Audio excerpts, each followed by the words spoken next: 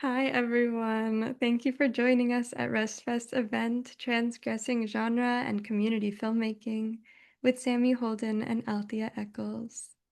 We are currently in the RestFest 2026 festival month. Films are available for streaming, and we've got lots more events like this one going on throughout the rest of the month. We are now recording. If you'd like to have your camera off, you're welcome to. If you would prefer not to be in the recording, and if you'd like your name blurred, please let me know. I am now going to start with a self-description and introduction. So my name is Beck Miriam. I'm the founder and organizer of RestFest Film Festival. This is Sylvia, the cat here. I am non-binary and I'm 27 years old. I am crip, mad, and ADHD. I have pale skin and dark brown curly hair that's in little braids today, and I'm wearing a denim shirt, and I am in front of lots of books and artwork. And I am on Kumeyaay land. Here are the access measures we have for today. Automated closed captioning and transcription are enabled. If you're on a computer, at the bottom of your screen, you'll see a CC and a rounded rectangle to turn on captions, and in that same area, a little arrow to click to turn on transcription. And if you're on a mobile device, swipe all the way to the right at the bottom of the bar, click the three dots inside a circle, click captions and translations, and then you can click view transcripts. For audio describing, visual descriptions will be provided by all speakers, and any visuals shown will be described. Big cat energy today.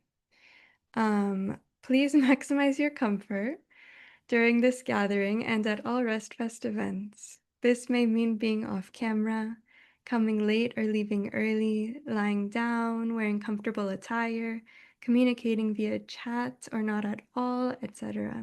These are only examples. Please try to keep your camera stable to accommodate chronic dizziness if your camera is on. A quiet/low sensory breakout room is now available to enter at any time if you'd like to take a break without having to exit the event entirely.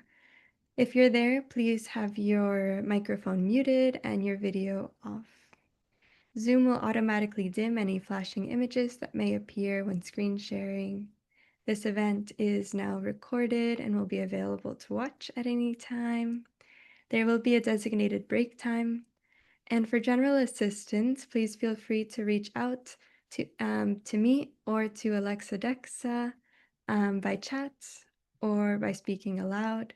I'd love to give space to Alexa Dexa to introduce themselves as well if you'd like, Alexa. Hi, Alexa Dexter here. So lovely to be here with everybody.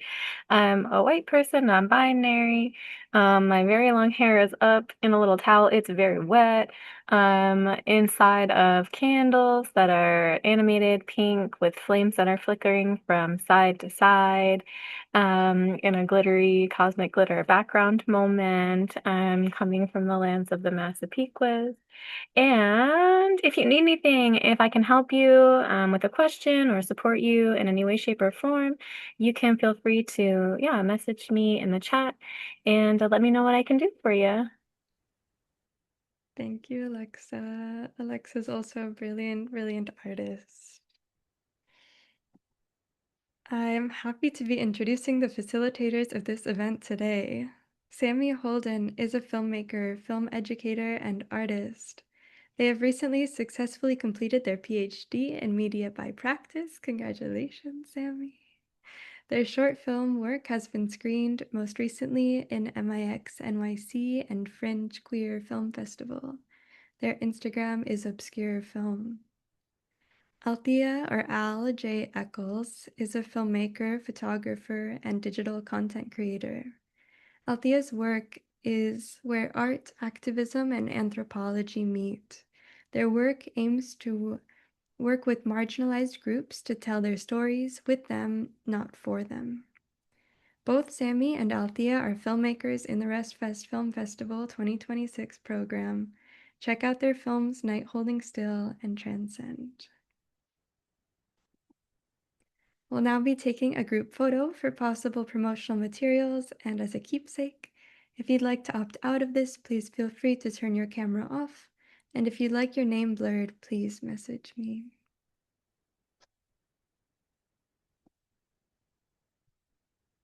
I'm gonna get us set up for our photo.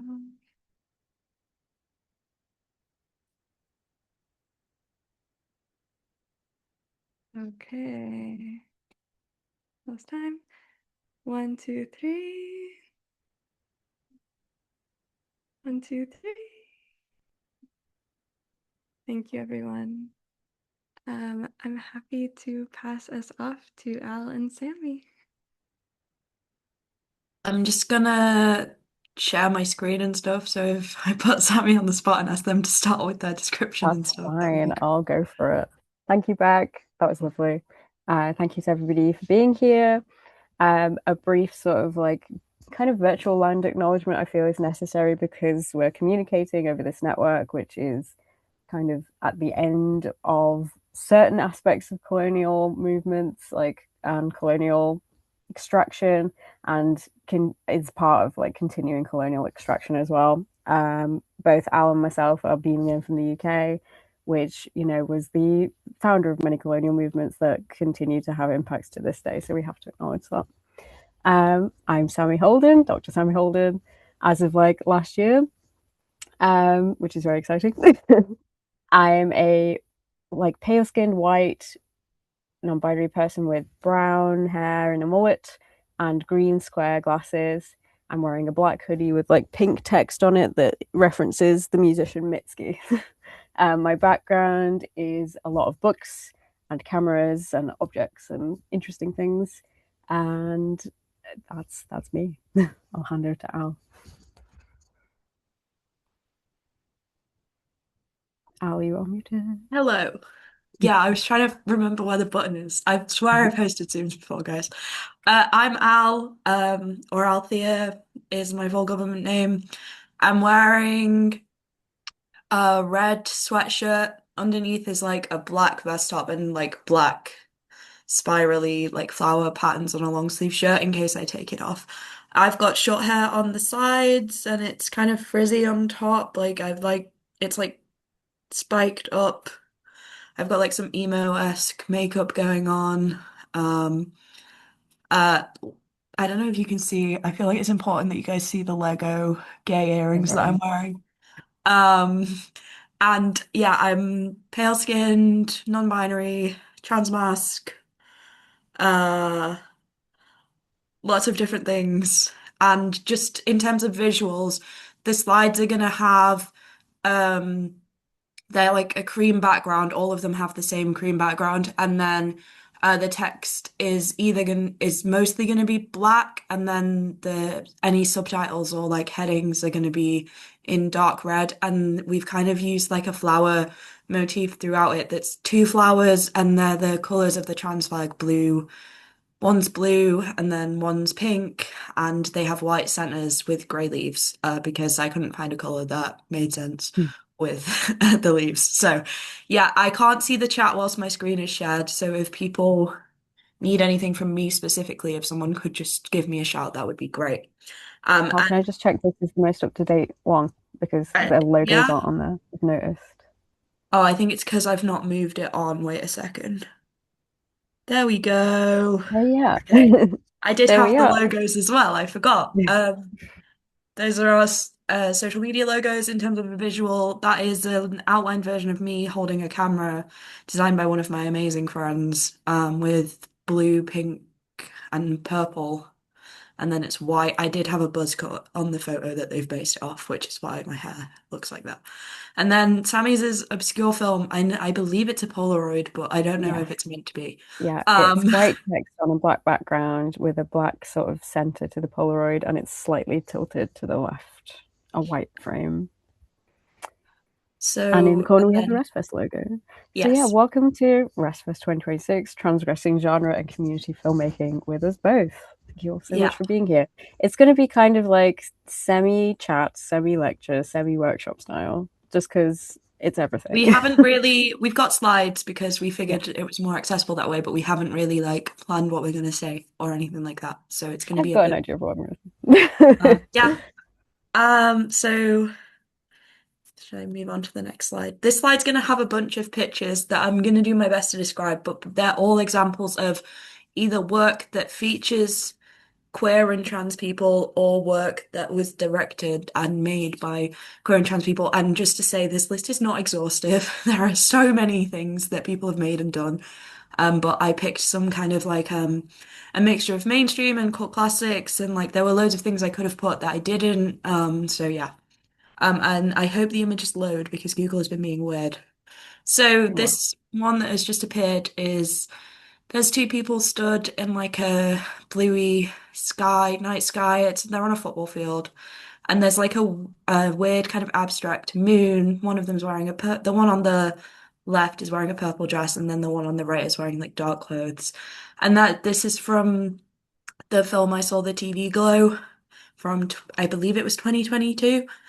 It's a brilliant film. It's like surreal horror. It really messes with the line between reality and kind of creating a new reality, and it goes through how TV kind of can help people discover themselves. And this scene is really iconic because the main character, who I for some reason cannot remember the name of, goes outside in a dress, and it's like the only time in the film really that they acknowledge that they could be a trans person.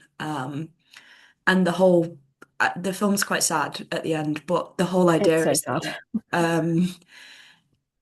that the surreal world is like their escape because they are a trans woman and they won't admit it because they care more about like their family and following expectations basically. This one is it's a screen grab. It's in like an oval shaped frame with a paper edge. It shows a brown-skinned black person applying drag makeup. They're wearing a wig cap, and then in the foreground there's like a bust of Tutankhamun, but you can't really see it with how the frame is cropped.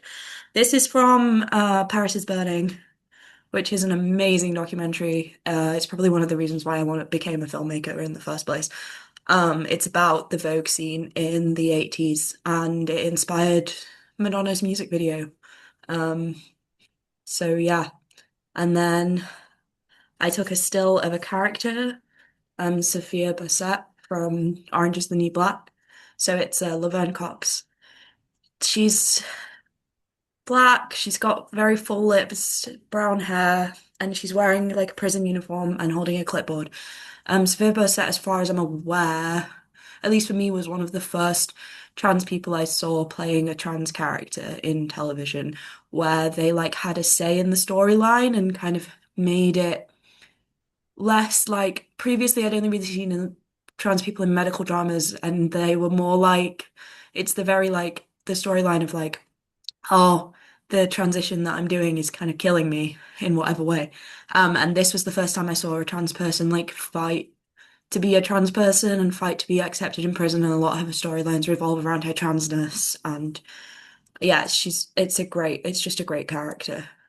Um, and so moving on to the bottom left, it's like a weird ovally kind of shape, but with a straight bottom, and it's got newspaper on the frame. It's a very surreal blue background with a drag queen in a red dress, and she's got an orange mohawk and like blue and white eyeshadow, and she's pointing a revolver at someone off to, I'm assuming, stage left, but I have no idea. This is Divine. She's the inspiration for a lot of like makeup and characters. Like she inspired Ursula in The Little Mermaid. She was very much the muse of John Walker. And they Waters, did a hmm? John Waters. Yeah, they did a lot of films together, and they're like weird horror, kind of a similar vein where they kind of mess with genre and make things really strange and campy, but also like a bit horrifying. Um, and then the next picture is from the series Pose. Um, And so there's three, they're all trans, well, actually, the two women are trans.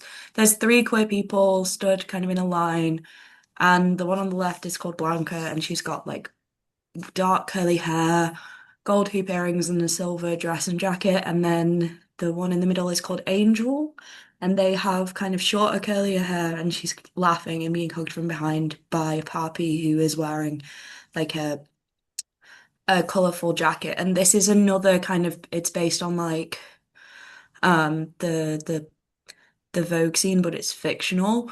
But the characters like consulted with people who were in the they consulted with people who were in that scene, and it's like there's a lot of firsts for this show, and it's an amazing show. It's really hard to watch at points, but it's an amazing show. And there's lots of shows like this, like the British equivalent, I'd say, would be It's a Sin, which is similar kind of era, like 80s, AIDS crisis, but it's set in the UK.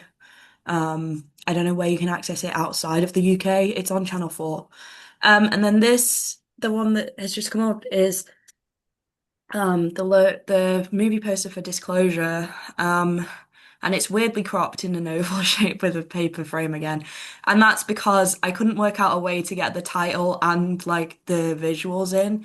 So there's various trans people who have either trans characters or trans people in film with different colored faces, and they're all like they make up the LGBT flag, and they're meant to be like film reels. And the documentary is called Disclosure. It's on Netflix, which is not ideal, but it's a brilliant documentary about the history, recent history of trans representation in the media industry and how trans representation has impacted trans people and how it could be done better, basically. And then finally, there is a circle with a person who has blue and pink in the background, and then there's male and female symbols, and they're wearing their hair pulled back. They've got blue eyes and they're staring directly at the camera, which is a bit of a fourth wall break. It's from a film, it's a short Australian film called Still Me, which is brilliant. It's about someone comes out as non-binary, and it's about them finding their people, basically.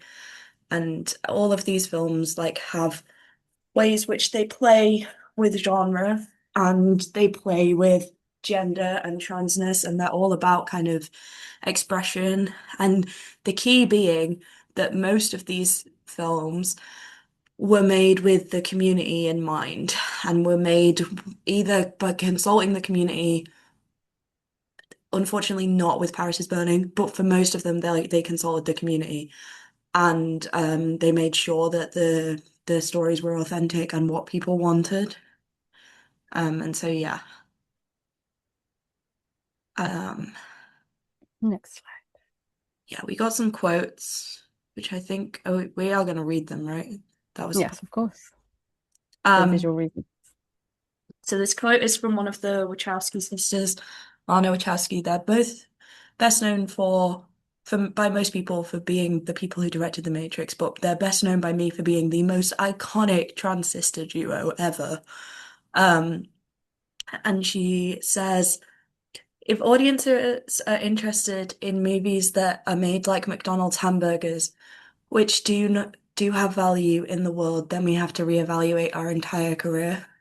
So again, that idea that one size doesn't really fit all with film, any film, but especially factual film, and that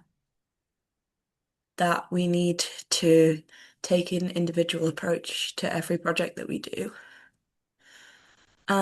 This quote's by Laverne Cox, who you saw on the last slide. She plays Sophia Passat. It's revolutionary for any trans person to choose to be seen and visible in a world that tells us we should not exist. I'm pretty sure this quote is from Disclosure, the documentary I mentioned. Right. But this kind of idea is that like it informs my work because like I said in my bio, I want to help people, marginalized communities have their voice and have their stories told with them, not for them.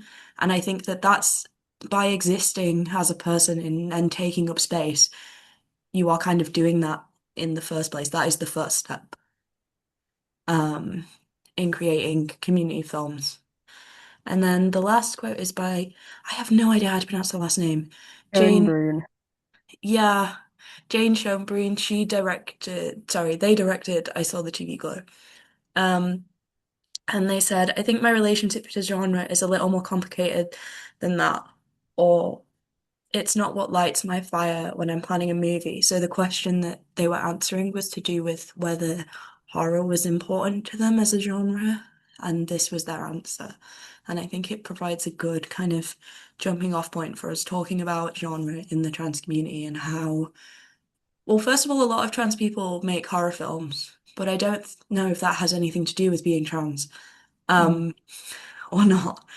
And second, just the idea that genre is much more malleable for trans people, and in trans works of film and fiction.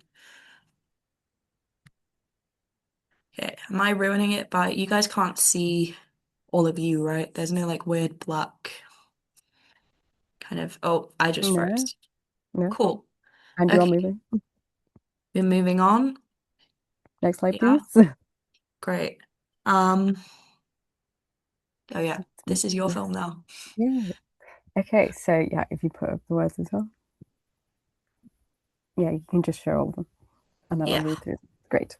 Okay, so yeah, my PhD is called Trans Camera Action. I'm talking about it today, although it's not the film or any of the films in this PhD practice project are in the festival.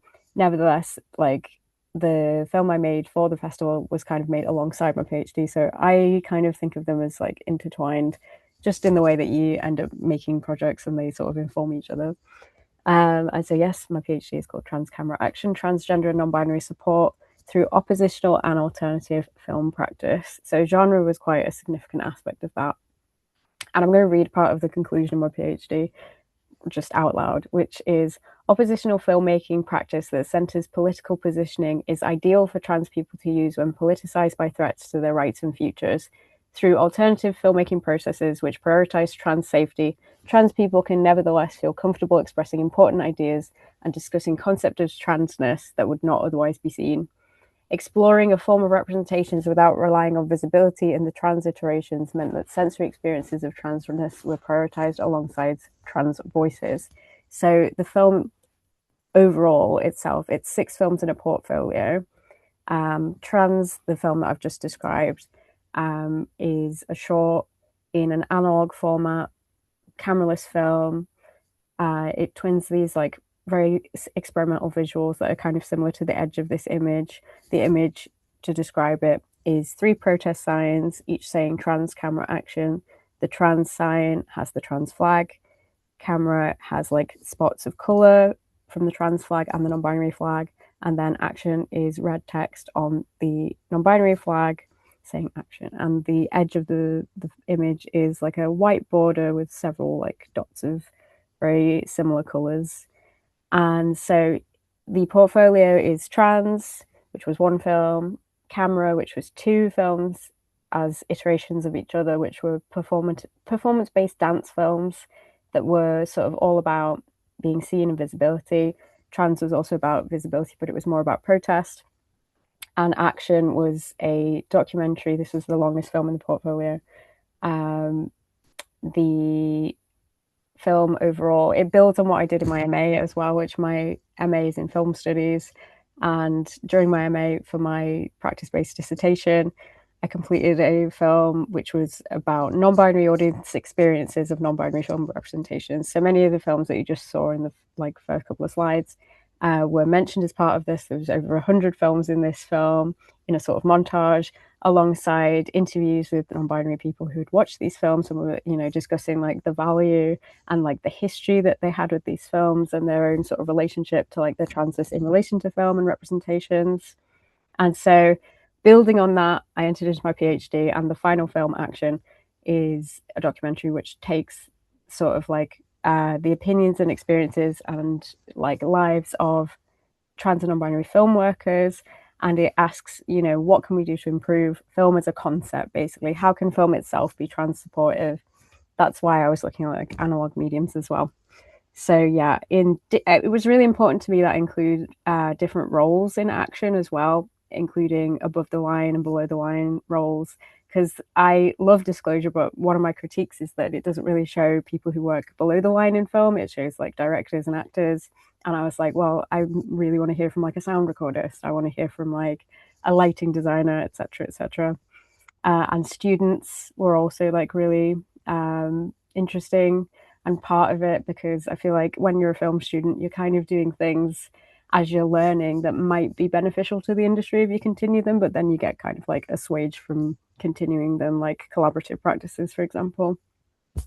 And so this then became a methodology for future work of my own practice, because the sort of overall suggestions made by the participants, there was 15 participants in the film, I felt were all fantastic and like almost revolutionary.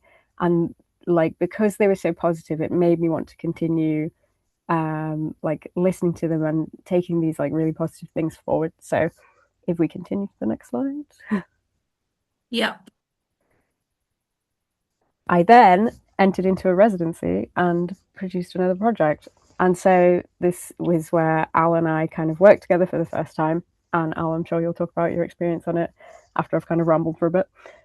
So yes, after my PhD had concluded, I was offered a residency at Durham University in the UK, and I was given sort of the room to work on anything that I'd like. So I was really excited by the idea of doing another film that then uses these suggestions in the kind of like methodology to develop the process. So I ended up developing the Durham University LGBTQIA plus filmmaking project. And this was a fully collaborative 3-month process with a group of 6 former and current students at Durham and 3 professional actors. And so the 3-month kind of structure was like 1 month for development, 1 month for production, and 1 month for post. And it was in the creative nonfiction genre. And the reason was basically we had so many ideas as a group for all different films in all different genres, including film noir and like sci-fi and horror and documentary. And it was like, well, how can we sort of, mash that together in a way that makes sense and would be, engaging for an audience? And so creative nonfiction became the genre. And in that sense, the film sort of overall begins with a kind of fictional sort of story that is informed by the experiences of both the participants in the overall project, but also the actors themselves, who brought their own like experiences of neurodiversity into their roles. And we initially planned to have 2 characters who were kind of both going through the experiences of trying to find out who they were and sort of like really engage with their identity in their own communities and engage with the world around them, whereas they felt restricted or uncomfortable, or they were being perceived in certain ways. And so we brought on a 3rd character who was like more representative of neurodiversity, which was really fantastic because it gave like the actors like things to share that really informed their performances, which was wonderful. And so using this genre, which is kind of an amalgamation of all genres, it allows us to sort of take all different routes with the film that are then more enriching for each of the performers, but also for the characters, the story, the audience overall, and the way that they're viewing the film. They can like pick bits out and sort of engage and identify with different aspects that they might not have otherwise seen.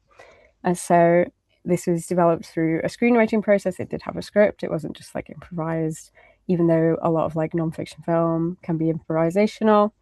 And Al worked on the writing, which was, I think, the first time you were doing fiction. I've done writing. I'd just never done like screenplays before. Yeah, I had no idea about the formatting or anything like that. And so we kind of worked together to do that because we had someone else do a lot of the like scene in and outs and things like that, yeah, but they weren't comfortable doing the actual writing itself. And yeah. so I kind of had to come in at the last minute and help with some of that. I And didn't feel like so, you were last minute. I feel like you were there from like the start. okay, well, maybe I was. I don't know. You were so But involved. You were super involved. the there's if you watch the film, there's a lot of poetry in it, and that poetry is my poetry that I've like Yeah. adapted to be in the film. Um, Yeah, and if anybody's interested in seeing these films, just get in touch with me on Instagram. I'll send you them basically. And so yeah, Yeah, a my lot of my role across the board was directing, editing, production managing, helped with some cinematography. It was like I just love wearing lots of hats, and so I was wearing a big stack of hats as I was running this project. And yeah, it was all across the residency. Al, you were going to say something?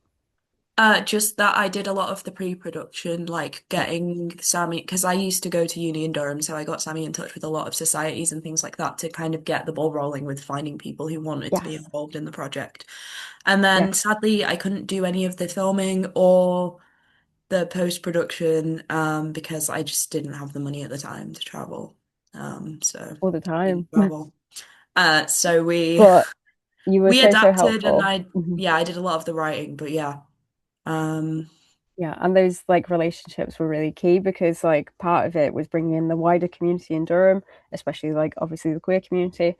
There was the aim overall with the residency to kind of aim it towards shooting around Pride as well, so that became part of the plot.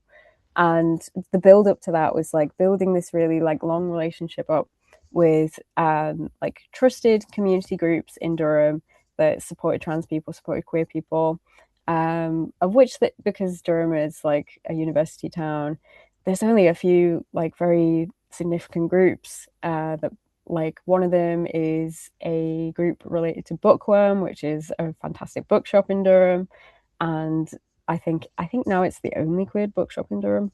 Don't quote me on that. it is the only, yeah. Yeah, which is Anyway, obviously a whole space for trans and queer people to like connect with and meet each other. And they run events that are really fantastic, and they they are do. super If you're ever supportive. around the northeast of England, it's such a random recommendation. But yeah, it's run by two queer people who are brilliant. And they've really worked on not just making it like a space, but like a community. Yeah, and I think you can My buy books from them online, Yeah. Yeah, which is my super film is popular. next. This is my film poster. It's like pink and blue, and it looks really like trippy because it is basically a still of a train moving from my during my film that I then messed with the colors of.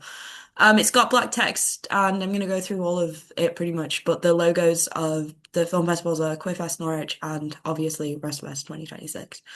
Um, I didn't consider myself like a director as more of kind of like a facilitator, so I allowed the three people I was with to kind of tell their stories and do their practice and then use their connection with their art to talk about it. So it's a very experimental documentary, mainly because I am actually in it, um, which is not really how documentary tends to be done. There were three participants. All of them are really good friends of mine. And so Billy did the music. Emery did was working on an exhibition at the time, so very nicely let me film them while they were doing that. And my friend Minnie, um, we just kind of met up at a hotel and chatted about art for like a day. And there's self-insert at the beginning by me, largely because I did it for an MA, and my supervisor told me, no one knows you're trans.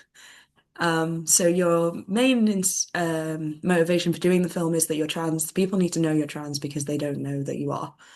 So put that in. So I did.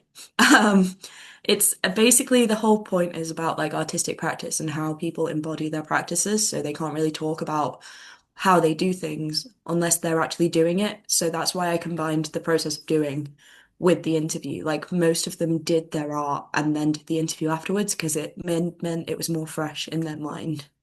I used animation to kind of do a call and response, so I animated things to do with their stories, and they're quite short, but they're like 2D plain animations because I felt like I should contribute a form of art, and so yeah, my film like messes with genre, it messes with documentary.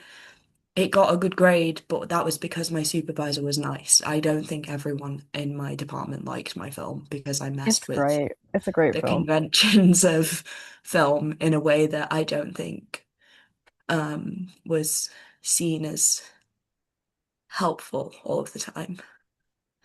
Do you want all of Yeah. them up? Yeah. Yes, but I think like just before we move on to this one, you've kind of raised like a really significant point about why, trans filmmakers need to make work in the way that they do, and how, yeah, often elements of transness are kind of like misunderstood by audiences who might not be familiar with like elements of transness, like especially the sort of like granular lived experiences that are very specific, but that doesn't make them less important or vital as things that need to be shared in the way that they are shared through film as a medium.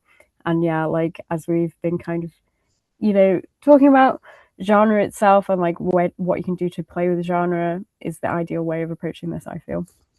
And so, yes, Night Holding Still is the film that I have in the festival. And yeah, I feel like it is a kind of example of genre play. It uses sort of documentary form, but it's an art film, it's an experimental film. Again, it kind of like relies on a sort of creative nonfiction mode because it's reliant on my lived experience. It comes from my lived experience as a person with a chronic illness, and it's interpreting that through like an allegorical, metaphorical approach. And so the image on this slide is the title card of the film, which is white text saying Night Holding Still on a black background, which the black is a bin bag. And there's particles on there that form a sort of galaxy, which is actually my medication. And then there's another still, which is again kind of like a black background. And you see a sculpture of two hands clasped together, made of latex gloves, balanced on a plinth, which is also made of bin bags. And I made this film in a solo practice.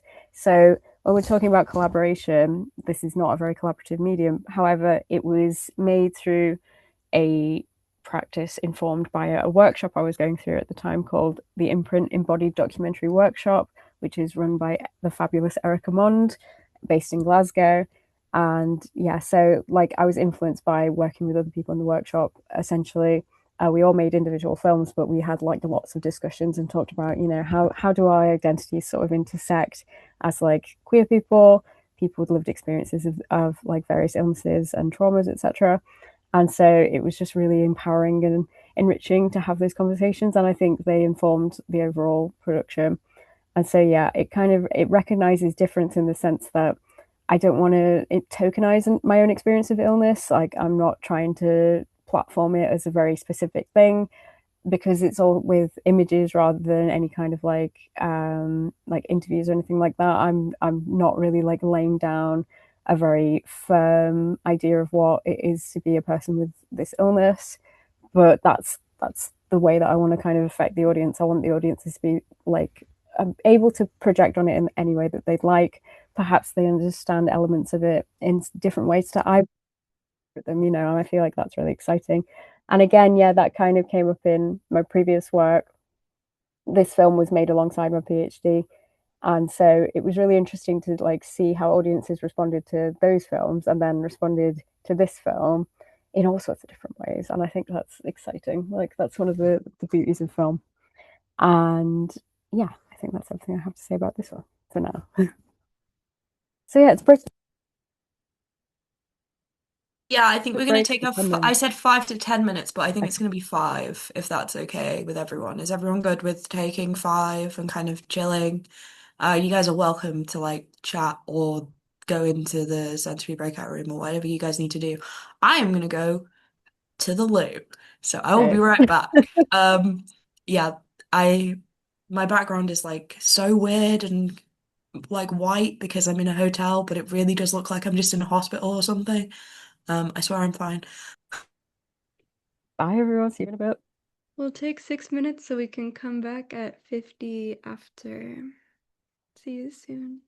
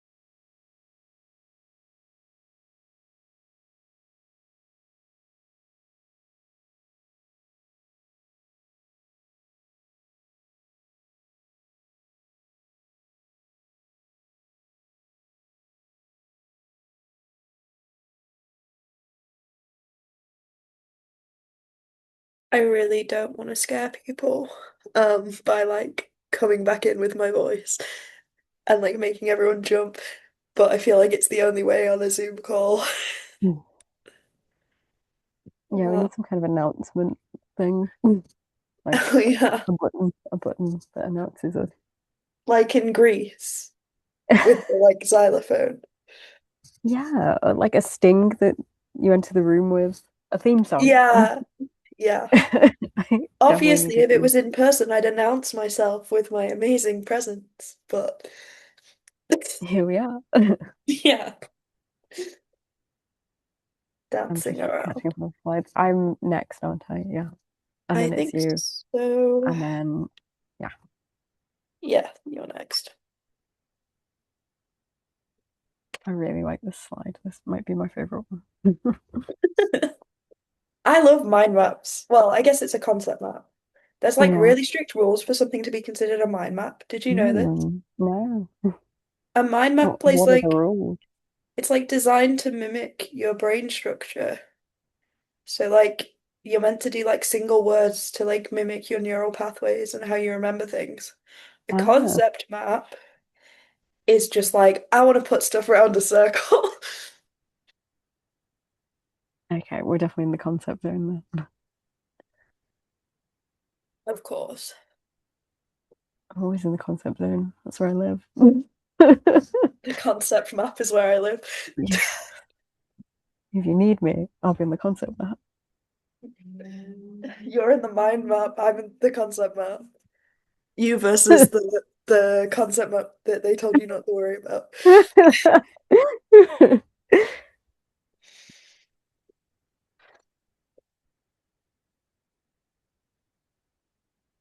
I found some really good quotes to go with this one as well. Nice. I was gonna say I kind of just put up what you'd already written, but it made it look cool. It does Uh, look very cool. I was really bored. I The no, key to a like good I would PowerPoint. usually put this much effort into a PowerPoint, I would, but like the amount of animations and stuff, that's because I was bored. It's Uh, lovely. It's fantastic. I hope everybody's enjoying it. But I think it's okay, are fantastic. we ready to get started again, Do we or have Barrett? Let's do it. Yay. so moving on from like more specific kind of examples, etc., etc., we're going to talk more about the community filmmaking part of it now, which we have mentioned in passing. But yes, so Sammy's going to go over some collaborative filmmaking practices. Yes. Wait a second, my spacebar doesn't work when I'm screen sharing, and I keep forgetting. So Okay. there's loads Okay. of So text here, yeah, in I'm red just gonna start with it's bubbles. a what did we determine it was? A concept Concept map. map. It's a concept map on a like beige background with pink bubbles and red like thought bubbles. And the red thought bubbles are each individual point that I'm going to talk about. So the first one, I would say, overall, collaboration, what is it? Collaborative filmmaking practice. What do we mean there? I would say this is only kind of building on my own experience and Al's experience. Obviously, there's lots of different methods that won't be mentioned here. I think as well, we're very different as filmmakers, so we have different ways of approaching things. Every filmmaker will. I think that, a lot of my practice has been informed by research I've done, things that I've seen, people I've heard speaking about their work. So, it's influenced, we're all influenced all the time by various things. And again, I'm going to read a small quote that I used in my PhD, which is from the filmmakers Alexandria J and Sam Feder. Sam Feder, I think, worked on Disclosure and many other films as well. They collaborated on an essay where they were talking about trans representations and activism in filmmaking, and kind of after what was determined as the trans tipping point, which was like 2014, where trans visibility was kind of seen to be on the rise, but it's been arguable since then whether that had like an actual impact on the industry. I think in some ways it did, and in some ways it didn't, but that's a conversation for another time. So Feder and Juhash have said that filmmakers are responsible basically to trans audiences and trans participants in their production processes, and creating work for communities as audiences then sort of creates a productive perspective on the possibilities of trans film activism. And Juhash says, when the making feels empowering, collective building, when in the process you're engaged in a world where all are implicated and all enjoy the dignity of access to full personhood and linked expression, that's activism in and of itself. And I really agree with this. I feel like, you know, if you work in a lateral process rather than a hierarchy, like a triangle, you know, traditional filmmaking is a triangle where each individual role is, you know, seen to have a certain level of power, whereas in a lateral process where people communicate with each other and they kind of collaborate and they exchange like aspects of their roles that, you know, perhaps they need more help with, and it acknowledges like limitations and barriers, then it's much more enriching, and the final product has much more of an impact, I believe. I feel like there's elements of traditional filmmaking that you can't really escape in some ways, such as like the methods of using certain equipment. But, you know, over time, I think there's the potential for things to change for the better, especially if collaborative filmmaking processes are continually undertaken. So to read these bubbles, as I've mentioned, communication first is the first approach by being open and taking responsibility. It's really vital, I think, to be very accountable in processes of filmmaking, you know, especially in a sort of like post-Me Too movement world where we've seen, you know, the impact of harms in the film industry. It's not even like the end of the Me Too movement, really, because, you know, we're still seeing like the way that things have changed and the people that were impacted by it. They haven't had like full sort of like outcomes to the situations they were in. And so, you know, that's just like the Hollywood version of what the most extreme outcome could be. But in like smaller collaborative processes, everybody needs to sort of like communicate with each other their needs. Like that's really important. And the communication could be like nonverbal communication. We have to like make room for all sorts of different styles of communication, but like being open with each other is really important. And as well, if we're, you know, undertaking trans supportive practice, we have to kind of reassert all the time, maybe through, you know, a kind of like formal form that says in this set, we're going to sort of follow this kind of manifesto of supporting each other. And or it could be an informal thing where you have a conversation where everybody like shares their pronouns in a pronoun circle, which is, you know, something accessible that we do all the time. So yeah, maintaining good safety practices and other best practices is really vital. Good safety practices, of course, meaning both like equipment handling, location, like shooting, the kind of standard safety practices of filmmaking, but also again, yeah, like sort of really interpersonal good like practice where we're all like supported and enriched. And it doesn't necessarily have to be like the work of one person to support this. It's everybody's job to like support each other. So yeah, we're accepting each other's limitations and trying to work with or around them. Of course, this being RestFest, we have to acknowledge the kind of intersectionality, whereas, you know, we're talking quite frequently about trans people here, but it's also, you know, many trans people have like chronic illnesses, etc. So, you know, how can we kind of like accept that, you know, this person might need rest days? That's okay, we're making the film. We can factor that into the schedule. The film might be a longitudinal process. In the example of the film that Al and I worked on together between ourselves, that was a really longitudinal process, but it was still a film that shot on location. So, you know, after the fact, there was rest days factored in before the edit took place. And yeah, time and space for discussion and rehearsal. I feel like rehearsal is really, really vital and important. And, you know, having that time, if you can, to build it in, then builds up like the bonding with the crew. Having a crew rehearsal is really great. An awareness of needs informed by lived experiences. I've already talked about that. Working across roles and departments in that lateral formation, including performers and crew. Yeah, bringing the performers into it, I think is really good because, yeah, we had quite like several conversations before we undertook that film with the performers and brought their own lived experiences into it, which, yeah, the outcome is fantastic. And yeah, breaking down industry barriers. The language used is less formal and formatting is less important. I personally sort of feel that, you know, a lot of filmmaking can be inaccessible through use of language. And so breaking that down, I think, is beneficial because it makes it more accessible as a whole. And instead of a hard structure, it treats every person as an equal contributor with equal value. I think that's kind of tied together because, yeah, if you sort of, you know, depart from this like restrictive language, you then depart from restrictive factors that don't really, you know, empower the filmmakers or yourselves or your like collaborators to reach the final thing, the final outcome. But yeah, if you support each other across the board in all different ways, you know, the outcome can only be positive. So yes. Al, over to you.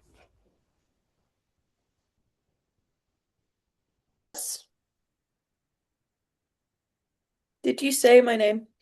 Yeah, over to Or you. did I- Oh, yeah. What I was going to say is just one small thing. Collaborative filmmaking, rather than if you like are a visual thinker, um, rather than it being vertical, like as a structure where each person above you has more power, like kind of like a ladder, it's like more horizontal, where each person kind of communicates to each other and it becomes more of a conversation. Um, and so obviously the title of the talk is about community filmmaking. So I thought before we should take it kind of obviously it feels a bit like out of order, but we should probably define what community is.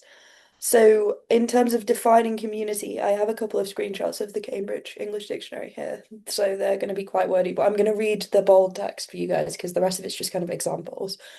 So as a verb, nope, as a noun, I'm trying. As a noun, a Doing community really is well. defined as the people living in a particular area or people who are considered as a unit because of their common interests, such as social group or nationality. In biology, it's defined as a group of animals or plants that grow together, and coexist, kind of thing. And then in like as a specialized thing, because the Cambridge Dictionary is really weird and the internet is specialized. On social media, it could be seen as people who have similar interests or who want to achieve something together. So that's great. Like the dictionary is a fine way to start as a jumping off point. But like as someone who studied social science, I did so many essays on the fact that community is much more complicated than that. And so I thought that I would show some like examples that I have of like tangible communities so that you can see like how you would go about community filmmaking. So this one here, I think we went to this protest together, We Sammy. did, yes. This is Newcastle. There was a protest when the single sex ruling of the Supreme Court in the UK came out. I'll put an article in the chat to add more context. But we went to Newcastle and we protested that together, and that was great. Lots of community there. So then this is an event where my film was screened called What's the Tea? It was put on by Salford Pride. There were loads of queer people there. We had pizza, we watched some films, we looked at people's art, we chatted, and that was great. And then obviously RestFest was like a great example. And just for image description, sorry, I completely lost it there. The image on the top left is there's a trans flag very clearly in the foreground, that says the word folk on the bottom, and there's lots of chalk drawings on like paving stones, which was the the reason I picked this image. And then the what's the tea is it's black text, and then there's like an abstract paint brush of the trans flag in the background. And then the image I picked of RestFest is black and white. I don't know if that is Beck, is that you on that It's picture? not, it's a still That's image Brittany. from Brittany Appleby's film Resting Place. Right, okay. So what Beck just said. Um, that's a great image description. So this is Northern Queer Creatives. It's a network that I'm part of that does like it has a directory of queer filmmakers and creative people. And it's like a little star with 8 points on and little eyes, and it's orange, and then the rolling hills in the background is Yorkshire. And then this logo is black and white, and it's the letters SY in all caps with like a weird white dash underneath it. This is Screen Yorkshire. I've been doing a scheme with them recently. They're great. They do loads of stuff about getting people from Yorkshire into the film industry. So yeah. And so as you can see, like community is much more tangible and it's also much more complicated than just defining it by like what community means in the dictionary.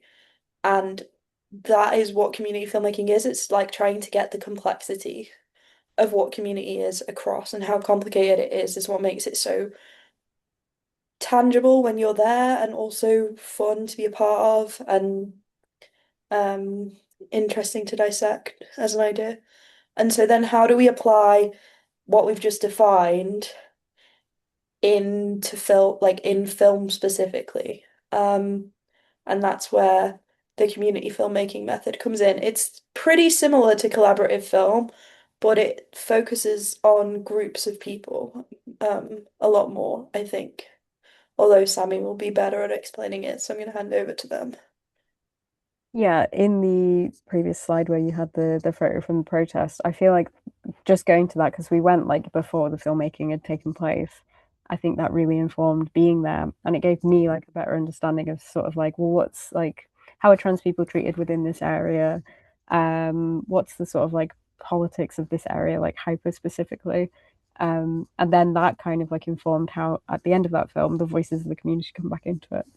So yeah, we're always keeping community at the sort of like forefront of our minds in these things, kind of either, consciously or unconsciously, I would say, because it takes so many different forms. But I think the most major points that we can like leave you with are create a dialogue that allows everyone to contribute equally, as we've referred to. That's not just like being a filmmaker, that's not just your other like film crew, it's also the participants if you have participants in a documentary, it's the performers if you're making a fiction work, it's the people around you in the community that you live in if you're working like really locally, if you're working in a space that you've never worked in before, it's the people that are there, it's the online space if it's like desktop film, it's like having that world is really enriches the film. And then let people within the community watch various cuts and edits and do feedback sessions. This was part of the overall residency film between ourselves. We had a really quite lengthy editing process where Yeah, we I went back and also did forth. it with Transcend as well. Yes, and yeah, in my PhD, I was doing it. I think it's vital. I don't know what you think. Like, do you think it's extremely important to have that process? Yeah, I think that it's really interesting because when I was doing, like, I watched a lot of weird documentaries when I was doing my MA, and the ones that were better were the ones where the filmmakers had then spoken to the people and let them watch the edits. Yeah. So yeah, I think it's really important. Yeah, I think as well, it gives like you a chance to have other people's eyes on it as well. You don't have to work alone in an edit. The best editing processes are definitely collaborative with different voices, and people might notice things that you don't notice, or they might have like, certain ways they want to be portrayed, and they might be like, I want this removed, and you would only have to honor that if that was part of their identity.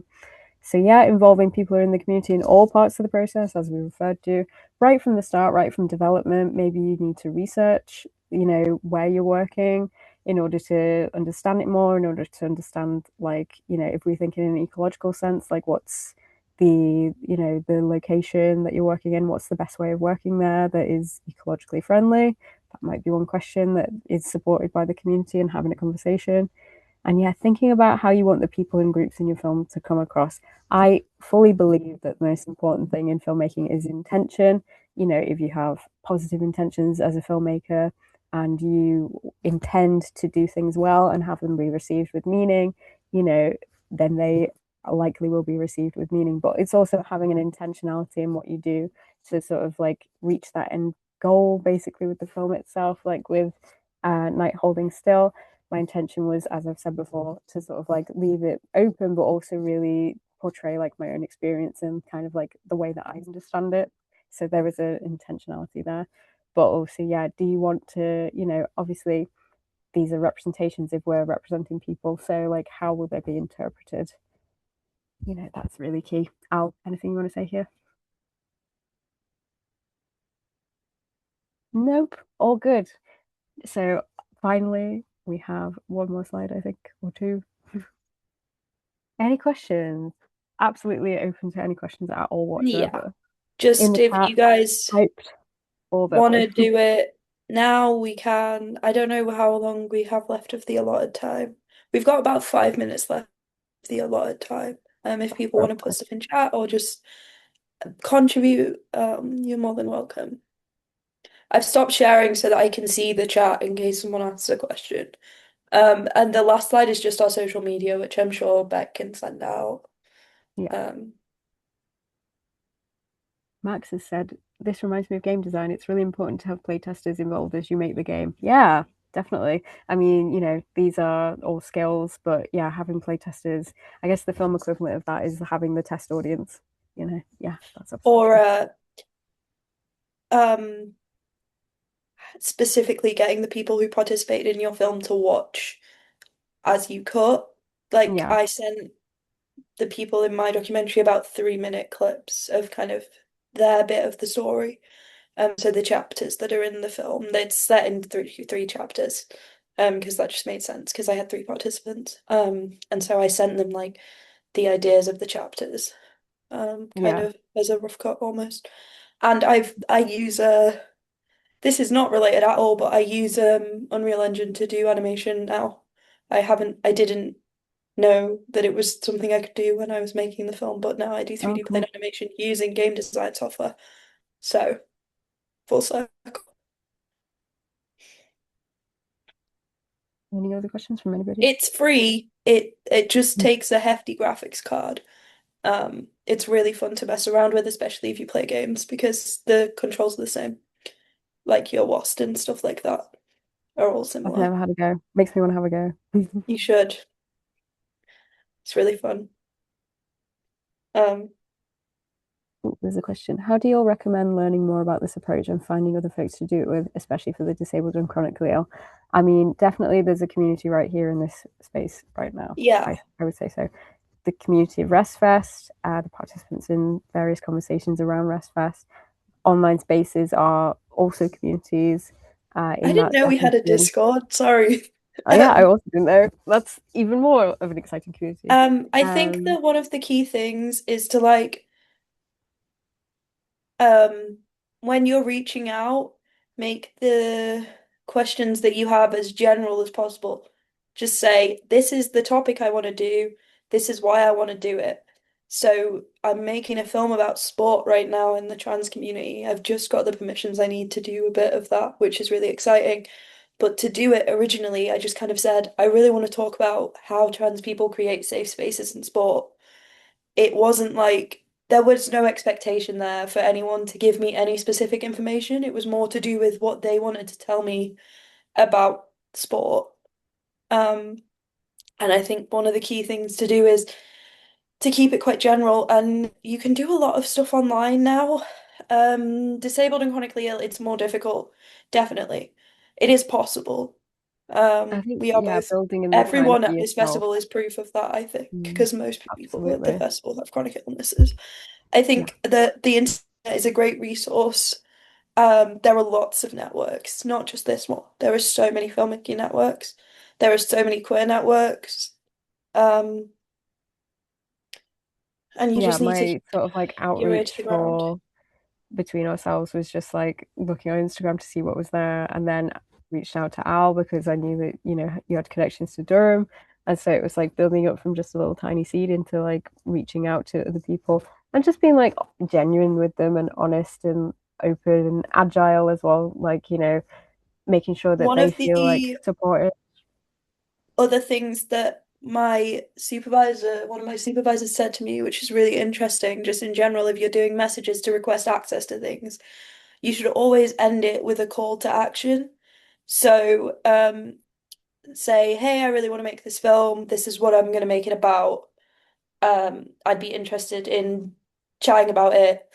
And then you say, could you schedule a time to meet with me? Because Yeah. then they actively have to do something to help you make your film. Yeah. Um, I think as well, like not kind of working in an extractive way where you're only like taking from people is really important. I think that's a part of it as well, is like, in your message, you are supporting them by saying like, here's a time. And then it's also like, for you, I will do this. Like, oh, it can be, at a different mhm. time if that's better for you and that kind of thing. I also think Um, um you'd be so surprised how many people are eager to get their stories told by people who actually care. And I think yeah. that is the central tenet. I also just realized I look like I'm lying on like not flat. This headboard is weird, sorry. Um, but You're into yeah, the liminal just zone. making sure that um you move with the people and you adapt to their needs is the Yeah, key. And adapt to your needs as well. Like, sorry, but like sitting in an edit suite for like 5 hours a day is not feasible. And you real. have to adapt the film to fit everyone's needs, including your own. Yeah. Edit your Um, film in bed. Like one yes, of the t-shirts I that we have make in the my merch films shop in bed, here at quite RestFest. literally, like just like the merch says. Yeah, not to Um, plug, but yeah, I love that t-shirt and I really want to get it. I keep Any other staring at it. questions? That was fab. It led to such a great conversation.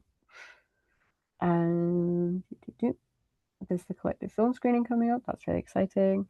I've been through that workshop as well as a separate time. Really enjoyed it. Would recommend it wholeheartedly.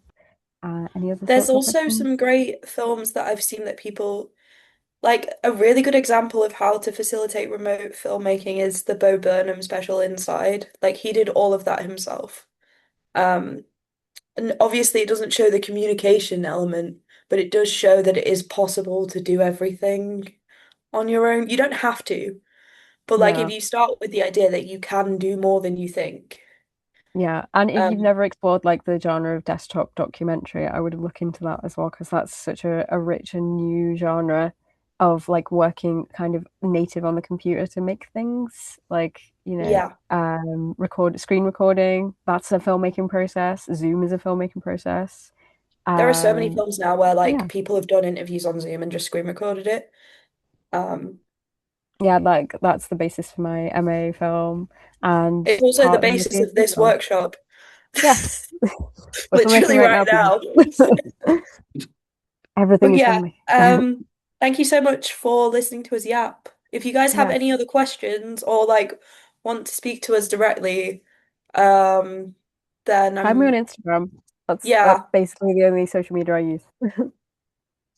you're so welcome, everyone. I'm so Thank happy you, to have everybody. had this platform to be able to talk.